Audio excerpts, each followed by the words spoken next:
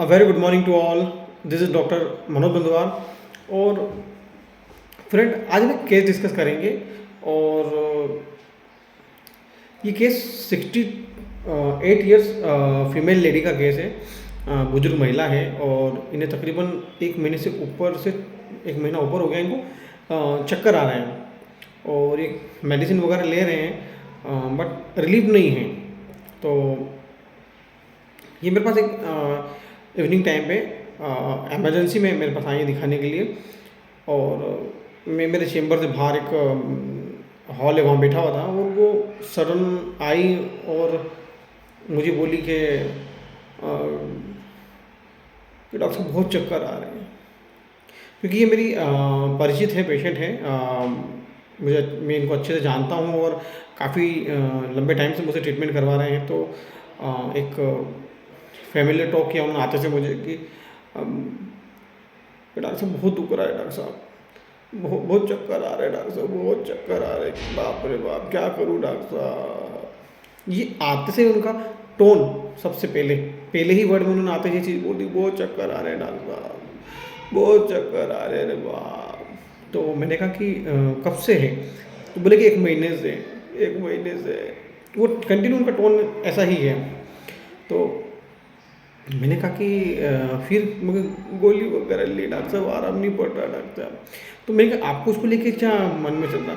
कहीं करे डॉक्टर साहब, इस चक्कर से अच्छा तो मर जाना अच्छा डॉक्टर साहब। तो मैंने कहा कि चक्कर में इतना क्या टेंशन हो रहा है?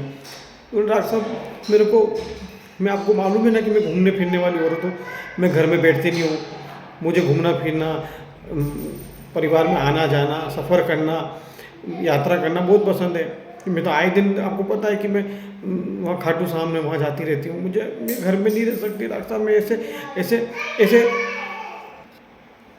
डॉक्टर साहब मैं घर में नहीं रह सकती डॉक्टर साहब, कुछ भी हो जाए। मैं घूमने फिरने वाली औरत इस चक्कर की वजह से कहीं आ नहीं सकती, कहीं जा नहीं सकती। मैं खुले में रहने वाली लेडीज़, मैं घर में रह नहीं सकती डॉक्टर साहब। मैं इससे अच्छा तो चलते फिरते भगवान मौत देते अच्छा डॉक्टर साहब, ऐसे घर में नहीं रहवाए डॉक्टर साहब अपने से। तो मैंने कहा कि ऐसा क्यों लग रहा है आपको कि नहीं डॉक्टर साहब, मेरे को तो डर लग रहा है कि मैं एक महीने से मैं घर से बाहर नहीं निकल पाई हूँ, लोगों से मिल नहीं पाई हूँ, कहीं आना जाना नहीं कर पाई हूँ। तो इससे अच्छा तो भगवान चलते फिरते ले ले, ऐसे घर में रह के बिस्तर में पड़े तो मेरी ज़िंदगी नहीं निकलेगी डॉक्टर साहब। तो मैंने कहा कि यार क्या दिक्कत आती घर में? कहीं नहीं डॉक्टर साहब, घर में बच्चे खाना पिलाए, करे धरे हाथ से नहीं जमे डॉक्टर साहब, अपन अपना हाथ काम खुद से करे धरे, या तो अपन खुद हाथ से खुद से खाना पीना कर ले, अपना काम खुद कर ले, या फिर भगवान ऐसे चलते हुए तो उठा ले। अपनों से ये सेवा वेवा नहीं होगा, लोगों अपनों को पानी पिलाइए पसंद नहीं अपने को। अपने घूमने फिरने वाले लोग हैं डॉक्टर साहब, मैं घूमने फिरने वाली हूँ, मेरे को घर के अंदर बिल्कुल बंदी खत में बिल्कुल बिस्तर में पड़ा रहना और घर से बाहर जा नहीं पाऊँ, चक्कर आए तो गिर जाऊँ, डॉक्टर साहब नहीं चले डॉक्टर साहब। तो मैं कहा ठीक है मैं आपको दवाई देता हूँ। इतना केस उन्होंने एक ही अपनी बात आगे रख दी। तो अब हम इसमें से ही मेडिसिन देना है उनको। तो सबसे पहला रूब्रिक इस मेडिसिन में है लेमेंटिंग। जनरली कई बार हम देखा है कि लेमेंटिंग में टोन होता है, एक विलाप होता है ना। एक आलाप होता है, कहते हैं बहुत बात को खींच के और बहुत विलाप कर रही है अपनी प्रॉब्लम को लेकर। अरे बाप रे, ओ बाप रे, जब शब्दों को खींच के अपनी तकलीफ बताई जाए वो लेमेंटिंग है। तो मैंने सबसे पहला रूब्रिक लेमेंटिंग लिया। और इतनी इंडिपेंडेंट लेडीज़ है ये 68 में कि इनको खुद से सब करना चाहती हैं, ये किसी से खाना पीना वगैरह ये इनको नहीं चाहिए। इससे अच्छा तो मैं चलते फिरते मर जाऊँ। सेकेंड रूब्रिक इंडिपेंडेंट, इस उम्र में भी उनको खुद से सब कुछ करना है, किसी पर डिपेंड नहीं होना है उनको। सेकेंड रूब्रिक इंडिपेंडेंट लिया मैंने। थर्ड रूब्रिक उन्होंने एक बहुत सी बात बोल दी कि इतनी तकलीफ से अच्छा तो भगवान मौत दे दें। और उन्होंने ये शब्द बड़े मुंह पे एक्सप्रेशन लेकर बोले। तो अगर देखें तो एक रूब्रिक है डेड डिज़ायर एंग्विश फ्रॉम, बहुत दुख है उनको चक्कर का, उनको चक्कर की वजह से वो बाहर नहीं जा पा रहे हैं, घूम नहीं पा रहे हैं, अपना आना जाना नहीं कर पा रहे हैं। तो ये परेशान होकर जो बोल रहे हैं कि डॉक्टर साहब इससे ज़्यादा मर जाना बेहतर है, तो ये चक्कर की प्रॉब्लम से बहुत परेशान हो गए, इनके चेहरे पे वो एंग्विश दिख रहा है। तो डेड डिज़ायर एंग्विश फ्रॉम। और एक रूब्रिक बहुत इंटरेस्टिंग रूब्रिक है, dead desire walking in open air. वो क्या बोली कि इस प्रॉब्लम से अच्छा तो भगवान चलते चलते ले ले हमको, चलते फिरते मुझे मौत मिल जाए, मुझे इस बिस्तर में जाके पड़ के इन लोगों के ऊपर डिपेंड होने से अच्छा है कि मैं चलते फिरते ही मर जाऊँ। Dead desire walking in open air. और इनको अब मन में क्या डर है कि कहीं मैं बिस्तर पे ना आ जाऊँ, बिस्तर पे तो ऑलरेडी हैं ये। Delusion is about to be arrested, ये अब अरेस्ट हो चुकी है, ये घूमने फिरने वाली लेडीज़ है, ये ट्रैवलिंग डिज़ायर वाली लेडीज़ है, ये वॉन्डरिंग वाली लेडीज़ है। बट अब इनको लिमिटेड, ये लिबर्टिनिज्म वाली लेडी है, अब इनको एक कन्फाइंड रूम में रहना पड़ता है। अरेस्ट में क्या होता है ना कि पुलिस आपको एक सीमित स्पेस में रख देती है, आप उसी में घूम फिर सकते हैं, बाहर नहीं जा सकते। तो इसके लिए इसका जो घर है वो एक अरेस्ट हो गया, उसके लिए जेल टाइप का हो गया, उससे वो बाहर नहीं आ पा रही, बाहर निकलते चक्कर आ रहे हैं, तो ये अरेस्ट हो चुकी है। और अब इसको लग रहा है कि ऐसा नहीं कि मैं ज़्यादा हूँ तो और ज़्यादा फियर ऑफ बीइंग अरेस्टेड, ऐसा उसने बोला नहीं है, बट उसको मन में ये चीज़ होगी। हमने रेट्रो में समझ सकते हैं बाद में इसको। बट ये ट्रैवलिंग मतलब कि डिज़ायर, मतलब कि एक डेस्टिनेशन जाने का शौक, यात्रा पे जाने का शौक, खाटू श्याम जाने का शौक, मंदिरों पे ऐसे दूर दूर जो उनकी यात्रा निकलती है उस पर जाने का शौक है, और ये लेडीज़ वहाँ जाती हैं और अब नहीं जा पा रही इस चक्कर की वजह से। तो ये बड़ी ही दुख में आ गई है कि डॉक्टर साहब, इससे बढ़िया तो भगवान चलते फिरते ले ले, ऐसे एक बिस्तर में दे के दिन भर परेशान होकर दुख देखने से अच्छा है कि चलते फिरते मौत दे दे।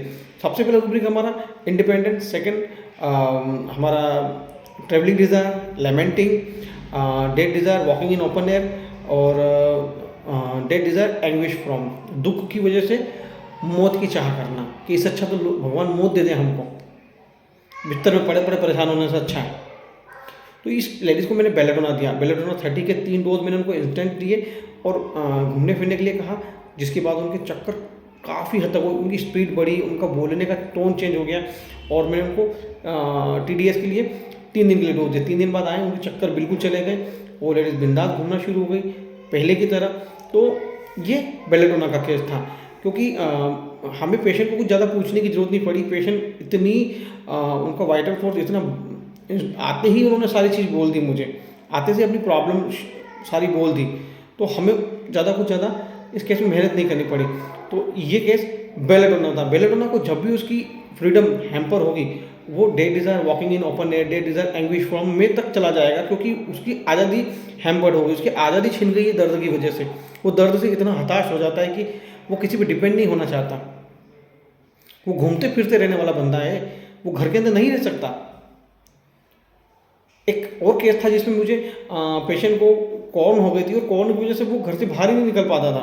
तो तब भी वो इसी प्रकार की बात करता था कि डॉक्टर साहब, इस कॉर्न की वजह इतना मन में लगता है कि यार कि मैं दिन भर बाजार में घूमने फिरने वाला आदमी, मैं तो घर में टिकता ही नहीं हूँ, बैठता ही नहीं हूँ।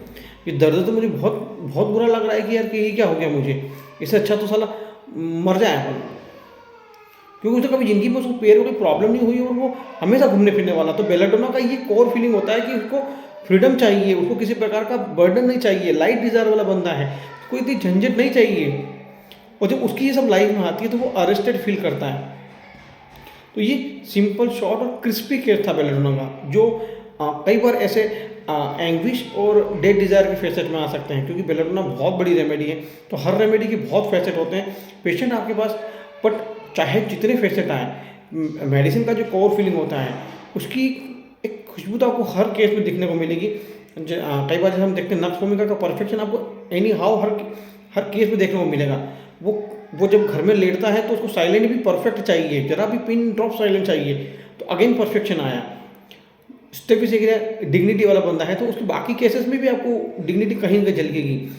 तो ऐसे ही आप पूरी सारे रूब्रिकों में उनका कोर का एक टिंच मिलेगा आपको।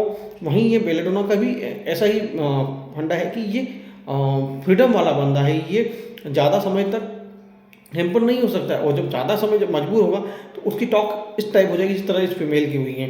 तो आज के लिए इतना ही, हम फिर नेक्स्ट टाइम किसी नई रेमेडी के नए फैसेट के साथ मिलेंगे। Thank you, bye.